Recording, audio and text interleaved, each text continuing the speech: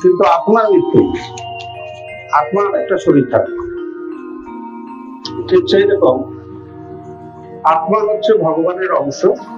তাই ভগবানের জন্ম মৃত্যু নেই, তো আত্মারও জন্ম মৃত্যু। তো ভগবান যে জন্মাষ্টমী হচ্ছে, তো জন্মাষ্টমী ভগবানের আবির্ভাব তিথি, এটা বলছে। কিন্তু ভগবানের যদি জন্ম মৃত্যু না হয়, তাহলে ভগবানের আবির্ভাব তিথির দরকার কি, তাই না? তাকে পালন করার দরকার কি আছে যদি যদি ভগবানের জন্ম মৃত্যুই নেই? কেন এই জিনিসটা হতে হলো? তার কারণ হচ্ছে যে ভগবান বলছেন, যখন যখন ধর্মের গ্লানি হয়, তখন তখন আমি অধর্মকে বিনাশ করবার জন্য, আর দুষ্কৃতীদের বিনাশ করবার জন্য, আর সাধুদের রক্ষা করবার জন্য আমি আসি। তো যদি ভগবান আসেন, তাহলে কোথায় আসবেন? এই জগতে আসতে হবে। তো এই জগতে আসতে হবে, তো এই জগতে আসতে হবে। হঠাৎ করে যদি উপর থেকে নেমে দম করে নেমে পড়েন, প্যারাসুটের মতো, প্যারাসুটে করে যেরকম নেমে যায় করে, এখন কারণ ছাদে হয়তো প্যারাসুটে একজন লোক নেমে গেল, ও তো হাই হয়ে যাবে, বলে কি আকাশ থেকে একজন নেমে পড়লো আমার বাড়িতে, তাই না? এখন ভগবান যদি এরকম প্যারাসুটের মতো দুম করে আপনার বাড়ির ছাদে নেমে পড়ে, নন্দ মহারাজের বাড়ির ছাদে নেমে পড়ে, তাহলে তো শোনার সময় হচ্ছই পেতে যাবে। এটা আবার কি হলো? সেজন্য ভগবান কি করেন, যেহেতু তাকে মানব লীলা করতে হয় এখানে এসে, তাই মানবের সিস্টেমটাকে ফলো আপ করেন। মানবের সিস্টেম কি? মাতৃগর্ভের মধ্যে প্রবেশ করে তাকে আসতে হবে। এটা হচ্ছে মানব সিস্টেম। মানে মানব সিস্টেম মানে জীবদের সিস্টেম, এই জগতের জীবদের জন্ম মৃত্যুর যে সিস্টেম। তো ভগবানকে কি করতে হয়, সেটাকে পালন করতে হয়। না হলে বাকি মানুষ বুঝতেই পারবে না, বাকি মানুষ ভাবে এরকম হয় নাকি। আচ্ছা, এবার যদি উনি যদি এরকম উপর থেকে নেমে পড়েন আর সবাই ওনাকে ভগবান ভগবান বলবে, তাহলে ওনার যে ইচ্ছা, সেই ইচ্ছাও সফল হবে না। কিরকম ইচ্ছা? ওনার একটু বাল্যলীলা করার ইচ্ছা, একটু বাৎসল্য প্রেম পাওয়ার ইচ্ছা, মা আমাকে ভালোবাসুক, বাবা আমাকে ভালোবাসুক, এইভাবে তার ইচ্ছা আছে এগুলো। তো সেই ইচ্ছা সফল হবে না। তো ওই ইচ্ছা যদি সফল না হয়, তাহলে ভক্তের সঙ্গে লেনদেন হবে না। তাহলে ভক্তকে খুশি করবে কি করে তিনি? এই জন্য তাকে লীলা করতে হবে। সেজন্য তিনি কি করেন, তিনি এইভাবে আবির্ভূত হন। অ্যাকচুয়ালি ওনার জন্ম মৃত্যু কিছু নেই। তাই আমরা দেখতে পাই যে বলা হচ্ছে ওনার জন্ম যদি বলি, তো প্রতি মুহূর্তে হচ্ছে, প্রতি মুহূর্তে জন্ম হচ্ছে। তো শাস্ত্রে বলা হয় যে কৃষ্ণ নাম আর কৃষ্ণ এক বলা হচ্ছে, অভিন্ন বলা হয়েছে। কৃষ্ণের নাম আর কৃষ্ণ অভিন্ন বলা হয়েছে। তো কৃষ্ণের নাম যদি কৃষ্ণের থেকে অভিন্ন হয়, তো প্রতিদিন আমরা হরে কৃষ্ণ কৃষ্ণ কৃষ্ণ হরে হরে, হরে রাম রাম রাম হরে হরে, এই যে বলছি হরে কৃষ্ণ বলছি, তা কৃষ্ণের জন্ম হচ্ছে কি হচ্ছে না? তাহলে প্রতি মুহূর্তে কৃষ্ণ হচ্ছে জন্ম। তো জন্ম অষ্টমী বলে কিছু নেই, এটা একটা লীলা, আর লীলার মাধ্যমে তিনি এই কার্যটা করেন। তাই প্রতি মুহূর্তে আমাদের জিহ্বার দ্বারা ভগবান আবির্ভূত হচ্ছে, তাই না? প্রতি মুহূর্তে। এইভাবে জন্মাষ্টমী পালন করা হয়। ভগবানকে জানতে গেলে কি করতে হবে? আমাদের তত্ত্ব তো জানতে হবে। ভগবান বলছেন কি, যে আমায় তত্ত্ব তো জানবে, সেই আমার ধামে ফেরত যেতে পারবে, না হলে যেতে পারবে না। ভগবানকে যে তত্ত্ব তো জানবে, ভগবানকে এই জিনিস যে জেনে যাবে, সেই ব্যক্তি ভগবান ধাম ফিরে যেতে পারবে, আর না হলে সে পারবে না। কেন পারবে না? কারণ ভগবানের এত লীলা হয়, এত কিছু লীলা হয়, তো মাথা কাজ করবে না, বলে এটা কেন করলো, ওটা কেন করলো, কৃষ্ণ কেন অর্জুনকে অত জ্ঞান দিয়ে যুদ্ধ করিয়ে দিল, কি দরকার ছিল, রামচন্দ্র গর্ভবতী মহিলা ওনার স্ত্রীকে বনবাস পাঠিয়ে দিল কেন, কেন কেন কেন কেন করতে করতে তারা কি হবে, কেনতেই পড়ে যাবে। কেনর সাগর আছে, আবার কারণ সাগর আছে, দুধের সাগর আছে, ক্ষীরের সাগর আছে, আর এখানে তো লবণের সাগর আছে। পুরীতে গেলে দেখতে পান না লবণ সাগর, তো ওরকম ওরকম ক্ষীরের সাগর আছে, ওইরকম কারণ সাগর আছে, আর ওইরকম ঘিয়ের সাগর আছে, তো ওরকম দুধের সাগর আছে, সমস্ত ব্রহ্মাণ্ডের চারদিকে এরকম আছে। তো এবার কি হবে, আমরা যদি ভগবানকে ওরকম ভাবে দেখি, এত কেন কেন করি, তো কেন সাগরেও পড়ে যাবো আমরা, দেখতে না পেলেও কেন সাগরে পড়বো। তো সেই জন্য ভগবান কি বলছেন, জন্ম কর্মশ্রমে দিব্যম যোগ ব্যক্তি তত্ত্ব কর্তাং পুনর্জন্ম নৈতি মামতি সব। ভগবান এই কথা বলছে, আমার জন্মকর্ম দিব্য, এটা যে জেনে যাবে সেই ব্যক্তি এই জগতে আর ফিরে আসবে। ক্লিয়ার না? ভগবান নিজে বলছেন এই কথা। তো আমাদের তত্ত্ব তো জানতে হবে, ভগবানের জন্ম মৃত্যু কিছু নেই। তো ভগবান এই জগতে যা কিছু করবেন সবই শিক্ষা, লোক শিক্ষার জন্য, আমাদের ভক্তি বৃদ্ধি করবার জন্য তিনি এই কার্য করেছেন। তাই ভগবান কেন কেন কেন কেন যদি করব, তাহলে ভগবানের উপরেই কোশ্চেন তুলবো, তবে কি হবে, আমরা তত্ত্ব তো তাকে জানতে পারছি না তার মানে। আর তত্ত্ব তো যদি জানতে না পারি, যতই হরিনাম করি, যতই যাই করি, যতই কিছু করি, ভগবান ধাম নট এলাও, কারণ তত্ত্ব তো জানলামই না, তাই না? এটা একটা ঘটনা। তো ভক্তি সিদ্ধান্ত সরস্বতী ঠাকুর বলছেন, তুমি যদি পাখির মতো উড়তে উঠতে ভগবত ধাম চলে যেতে চাও, ভালো করে শুনছেন তো, তুমি যদি পাখির মতো উড়তে উঠতে ভগবত ধাম চলে যেতে চাও, তাহলে পাখির যে দুটো ডানা আছে যেটা দিয়ে ওড়ে, তো সেরকম একটা কিছু তোমাকে করতে হবে, তোমারও দুটো ডানা রাখতে হবে। কিরকম ডানা? হচ্ছে একটা ডানা হচ্ছে শ্রবণ আর কীর্তন, আর আটটা ডানা হচ্ছে আত্মসমর্পণ। ঠিক আছে? শ্রবণ কীর্তন আত্মসমর্পণ। তো এই যে দুটো ডানা আছে, যখন এই শ্রবণ কীর্তন আর আত্মসমর্পণের ডানা যখন আমরা মেলবো আর উড়বো, তখন ভগবত চলে যাবে। তাই শ্রবণ আর কীর্তন খুব জরুরি আমাদের জীবনে। তো আমরা যদি ভালো করে শ্রবণ করবো, তবেই আমরা কীর্তন করতে পারবো, বলতে পারবো। যদি ভালো করে শ্রবণ না করবো, তো বলতে পারবো না। আর যদি বলতে না পারি, শ্রবণটাই যদি ভুল হওয়া হয়, তাহলে আত্মসমর্পণ হবে না। আত্মসমর্পণ যদি না হয়, তাহলে ভগবত ধাম যাওয়া হবে না। ঠিক আছে না? তো এইভাবে আমাদের আধ্যাত্মিক আচার্যদের যে নির্দেশ, সেই নির্দেশগুলোকে পালন করতে হবে। যেমন গুরু মহারাজ বলছেন যে তোমরা খুব নিষ্ঠা সহকারে ভক্তি করো, আর আমার যারা শিষ্য তারা তোমরা 16 মালা তোমাদের জপ করতে বলা হয়েছে, তোমরা ভালো করে জপ করো, 4 নিয়ম পালন করো, আর খুব সুন্দর করে প্রচার করো, খুব সুন্দর প্রচার। এই যে প্রচার করো বলছেন, প্রচার করা মানে হচ্ছে জীবে দয়া। প্রচার করা মানে হচ্ছে, কথাটার মানে হচ্ছে জীবে দয়া করা। তো আমরা যদি প্রচার করব, সে কি প্রচার করব? বুক ডিস্ট্রিবিউশন করব, তাই না? তো এখন যেমন আমাদের 7 তারিখে আমাদের হচ্ছে ভাদ্র পূর্ণিমা। তো ভাদ্র পূর্ণিমা আসছে, গুরু মহারাজ কি বলছেন, ভাদ্র পূর্ণিমাতে তোমরা সবাই ভাগবতম কালেক্ট করো। যার কাছে নেই সে নাও, যার কাছে আছে সে প্রচার করো। তোমার কাছে আছে, ঠিক আছে, তুমি প্রচার করো, আরেকজনকে প্রচার করো, আরেকজনকে নিয়ে আসো, তাকে দাও, সেটাও ব্যবস্থা করো। এই না আমার কাছে আছে আমি চুপচাপ বসে গেলাম, তাই না? তো শিল প্রভুপাদ বলছেন যে কিছু বাচ্চারা আছে, যে তারা কিছু বাচ্চা আছে দেখবেন খুব দুষ্টু আছে, স্কুলে গেছে কিন্তু খুব দুষ্টু আছে। তো দুষ্টু বাচ্চাদের টিচার জানে খুব দুষ্টু বাচ্চা আছে, তো ওদের বলবে কি, তুমি যাও পিছন দিকে গিয়ে বল, যাও পিছন দিকে চলে যাও। তো ওদের পিছন দিকে চলে যাবে ওরা পিছন দিকে চলে যাবে, জানে দুষ্টু বাচ্চা, ওদের বসিয়ে রাখে, চুপচাপ বসিয়ে দেবে ওইখানে। আর যে ছেলেগুলো ভালো, তাদের বলবে একবার টেবিলটা সোজা করো তো বাবা, ব্ল্যাকবোর্ডটা মুছো তো বাবা, জল নিয়ে আসো, এখানে দাও, এখানে দাও, এই দেখো এই জায়গাটা নোংরা হয়ে গেছে, একটু ঝাড়ু করে দাও, এরকম করে ক্লাস ঘরটা পরিষ্কার করে।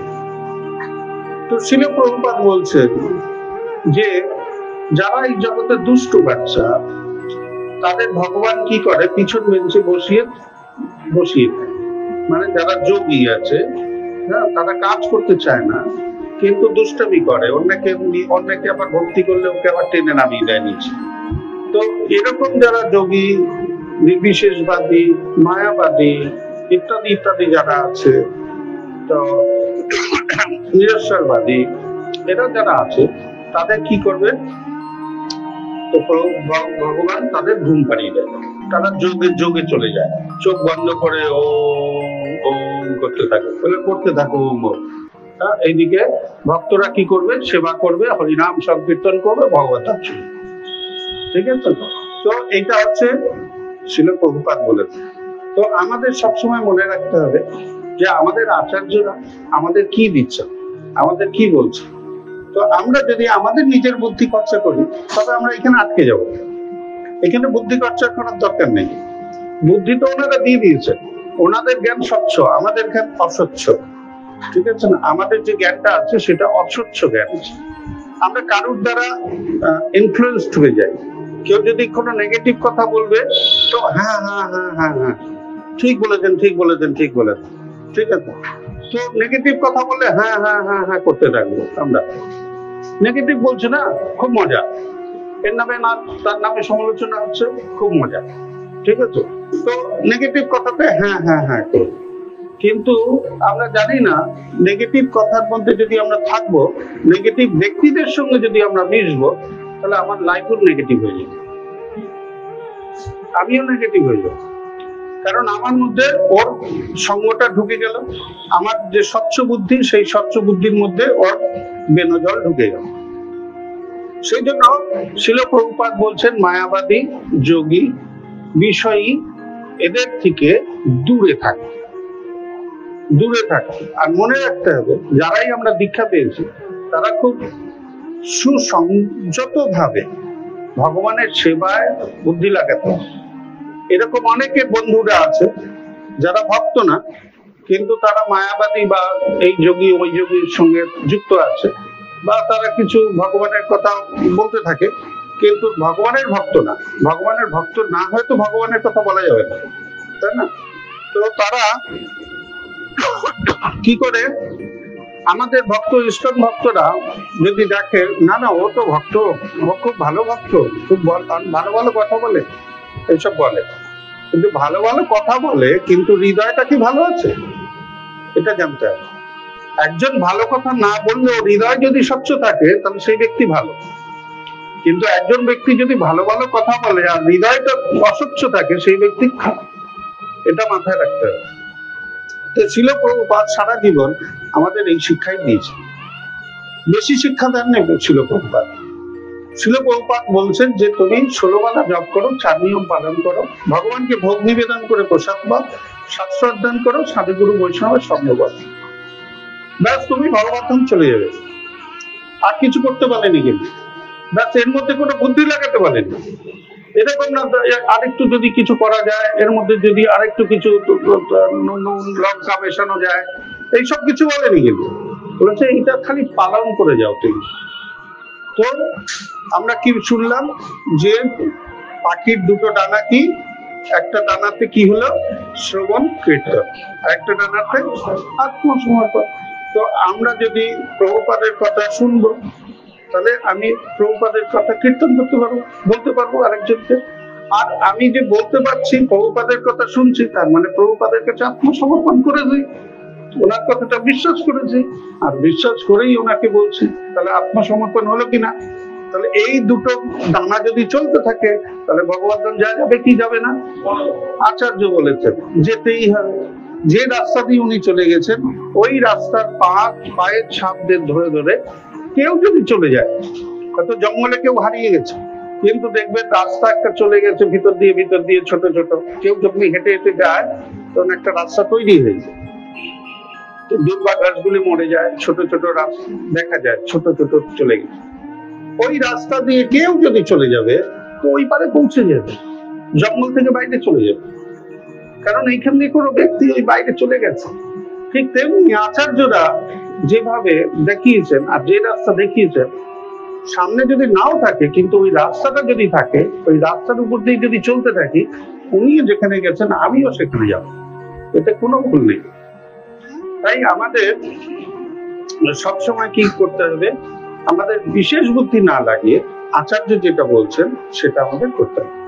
তাই আমরা যদি এগুলো করতে পারি, তবে প্রভুপাদের যে আবির্ভাব তিথি, প্রভুপাদ কি চাইছেন, প্রভুপাদ কি চাইছেন, প্রভুপাদ চাইছেন যে উনি যে সংস্থা তৈরি করে দিয়েছেন, উনি সংস্থাকে তৈরি করে দিয়েছেন, উনি প্রচার করে দিয়েছেন, চালু করে দিয়েছেন। উনি আমাদের থেকে এটা চান যে আমরা যেন এই সংস্থাকে আরো সুন্দর করে সাজিয়ে তৈরি করে রাখি, আরো সুন্দর প্রচার করি। আর শুধু প্রচার না, নিজেকেও ভক্ত করি। আগে নিজেকে ভক্ত করে তারপরে প্রচার। তো আমরা যদি নিজে ভক্ত হব, তবে কি হবে, আরেকজনকে আমি কিছু বললে সেও ভক্ত হবে, কারণ সে শক্তি থাকে। কিন্তু যদি নিজে ভক্ত না হয়ে আমি অন্য কাউকে কিছু বলতে চাই, তবে কিন্তু না আমি ভক্ত হলাম, না ওই ব্যক্তি ভক্ত হলো। তাই আমাদের সবসময় মনে রাখতে হবে, প্রভুপাদ আমাদের যে জিনিসগুলো দিয়ে গেছেন আমরা খালি মেনটেন করব, আর কিছু করতে হবে না। প্রভুপাদ বলছেন না কিছু করতে, খালি মেনটেন করতে বলছে। তাই আমরা যদি মেনটেন করব প্রভুপাদের কথায়, সবকিছু মেনটেন করব, আমাদের ভগবত ধাম যাওয়া কেউ আটকাতে পারবে না। তো আমাদের কি চাই, আমাদের চাই হচ্ছে প্রচার, ভক্ত সঙ্গ, ভক্ত সঙ্গ চাই, প্রচার চাই। তো প্রচারের জন্য আমরা একটা সুন্দর আমাদের অনুশীলন কেন্দ্র তৈরি হচ্ছে, আপনারা জানেন সবাই। তো এই কিসের জন্য তৈরি হচ্ছে, প্রচারের জন্য। তো প্রচারের জন্য যদি ওইটা তৈরি হয়, তো আমরা যদি সবাই ওখানে সহযোগিতা করি, তো সবাই যদি প্রচার করতে নেমে যাই, সবাই যদি ওটাকে দেখভাল করি, তাহলে কত প্রচার হয়ে যাবে, তাই না? প্রভুপাদ খুশি হয়ে যাবে, আর সবাই প্রসাদ পাবেন, খুশি হয়ে যাবেন প্রভুপাদ। তো প্রভুপাদকে খুশি করাই হচ্ছে আমাদের জীবনের লক্ষ্য। তাই আজকে প্রভুপাদের যে আবির্ভাব তিথি, সেই আবির্ভাব তিথিতে আমাদের একটা সংকল্প চাই, না হলে এই আবির্ভাব তিথি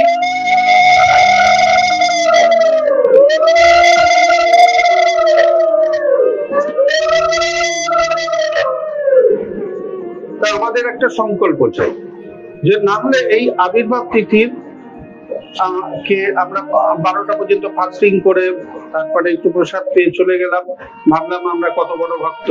তো ওইরকম ভক্ত হয়ে লাভ নেই, ঠিক আছে না? ওইরকম ভক্ত হয়ে লাভ নেই।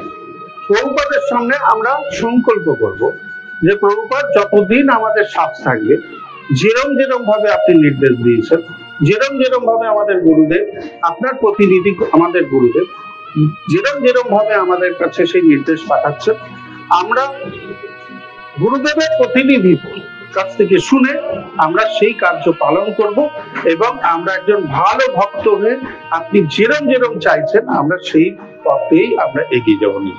এটা হচ্ছে সংকল্প। তো 1 বছরে এখন আমাদের কি প্রোগ্রাম থাকবে, আমাদের সামনে কি আছে, এখন আছে আমাদের ভাগবতম ডিস্ট্রিবিউশন সামনে। তাহলে এখন থেকেই আমাদের একটু যুক্ত হতে হবে, শক্তি লাগাতে হবে, যে আমি কটা ভাগবতম কতজনের ঘরে প্রবেশ করিয়ে দিতে পারছি, সেটা হচ্ছে সংকল্প, ঠিক আছে? কারণ প্রভুপাদ বলছেন বুক ডিস্ট্রিবিউশন, বুক ডিস্ট্রিবিউশন। প্রভুপাদ বলছেন যদি তুমি বুক ডিস্ট্রিবিউশন করো, তাহলে যারাই বই পড়বে তারাও ভগবতম ফিরে চলে যাবে। তাই বুক ডিস্ট্রিবিউশন যদি আমরা করতে চাই, তাহলে আজকের দিনে আমাদের সংকল্প নিতে হবে যে এরকম না আমি কোথা থেকে করবো, কে আমার কথা শুনবে।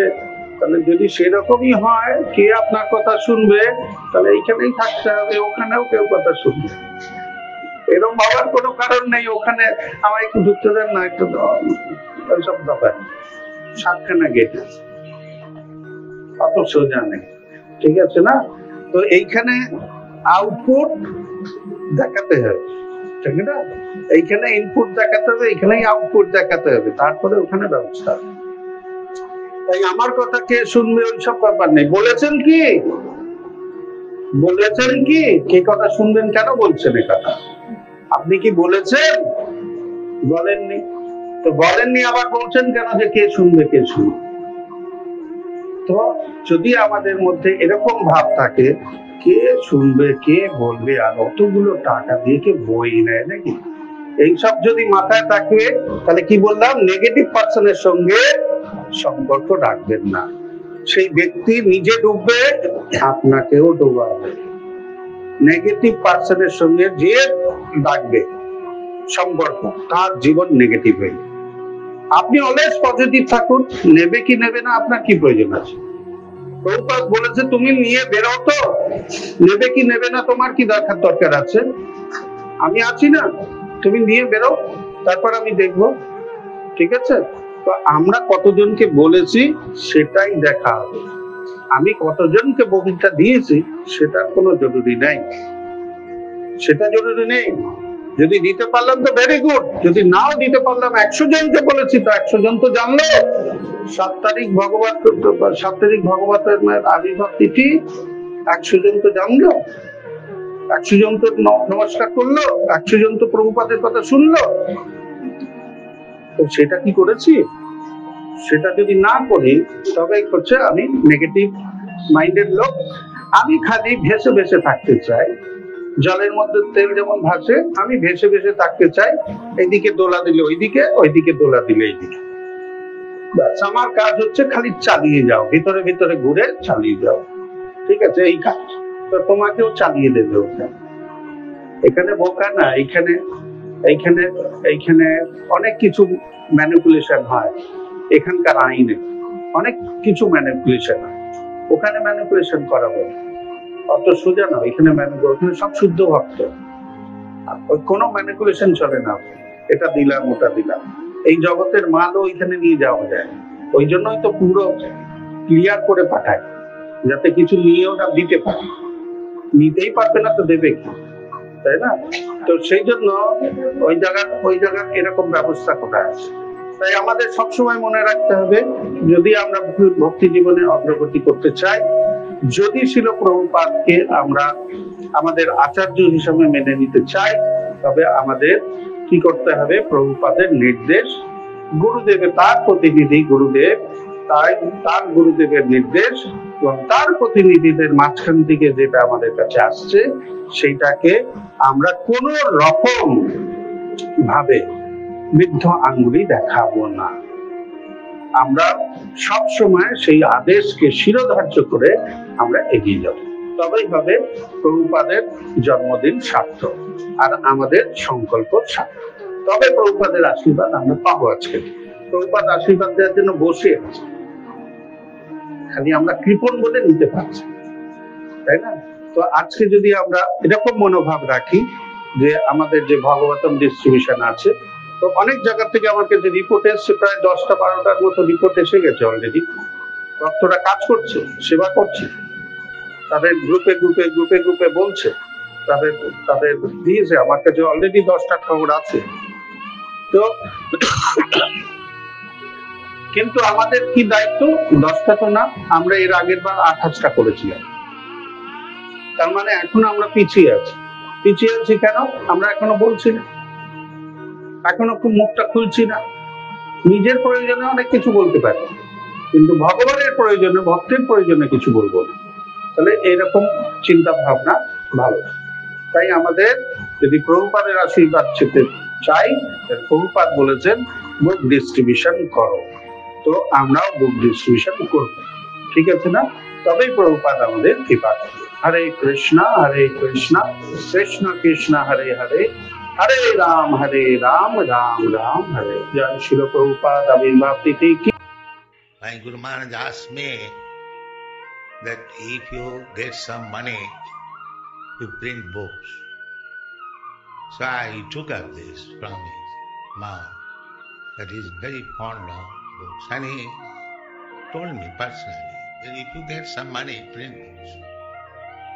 Therefore I am stressing on this point. Where is book? Where is book? Where is book? So kindly help me. This is my request. Print as many books in as many languages and distribute throughout the whole world. Then Krishna consciousness movement will automatically increase.